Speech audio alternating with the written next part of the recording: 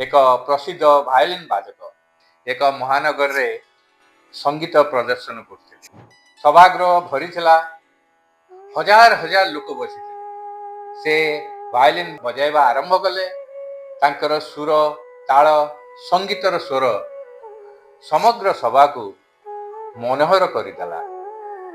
ଶେଷରେ ସମଗ୍ର ଦର୍ଶକ ଜୋରରେ ତାଳି ମାରିଲେ ଏବଂ ବହୁତ ବଢ଼ିଆ ବୋଲି କହିଲେ। କିନ୍ତୁ ସେଇ ଭାୟୋଲିନ୍ ବାଦକ ମୁଣ୍ଡ ଉପରେ ଉଠାଇଲେ ନାହିଁ, ହସିଲେ ନାହିଁ, ଶାନ୍ତ ରହିଲେ। ଲୋକେ ଭାବିଲେ ସେ କାହିଁକି ଆନନ୍ଦିତ ହେଉନାହାନ୍ତି। ଶେଷରେ ସେ ଭାୟୋଲିନ୍ ବାଦକ ସଭାଗୃହରେ ଉପରକୁ ଅନାଇଲେ ଆଉ ଦେଖିଲେ ସେଠାରେ ତାଙ୍କର ଶିକ୍ଷକ ମାଷ୍ଟର ବସିଛନ୍ତି। ଯେତେବେଳେ ସେ ମାଷ୍ଟର ମୁଣ୍ଡ ହଲାଇଲେ, ହସିଲେ, ସ୍ୱୀକାର କଲେ, ତାପରେ ମାତ୍ର ଭାୟୋଲିନ୍ ବାଦକଟି ଆନନ୍ଦରେ ହସିଲେ।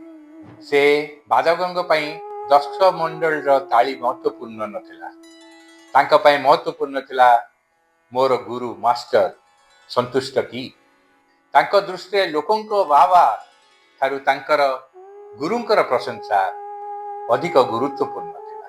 ସେହିଭଳି ଆମ ପାଇଁ ମହତ୍ୱପୂର୍ଣ୍ଣ କଥା ହେଉଛି ଲୋକଙ୍କ ତାଳି, ପ୍ରଶଂସା, ସ୍ୱୀକୃତି ନୁହେଁ, କିନ୍ତୁ ଆମର ପ୍ରଭୁ ଯୀଶୁଖ୍ରୀଷ୍ଟଙ୍କର ସନ୍ତୁଷ୍ଟି। ଆମେ ପ୍ରାୟତଃ ମନୁଷ୍ୟକୁ ପ୍ରସନ୍ନ କରିବାକୁ ଚେଷ୍ଟା କରୁଛୁ, କିନ୍ତୁ ବାଇବେଲ କୁହେ ମନୁଷ୍ୟକୁ ନୁହେଁ, ପରମେଶ୍ୱରଙ୍କୁ ପ୍ରସନ୍ନ କର।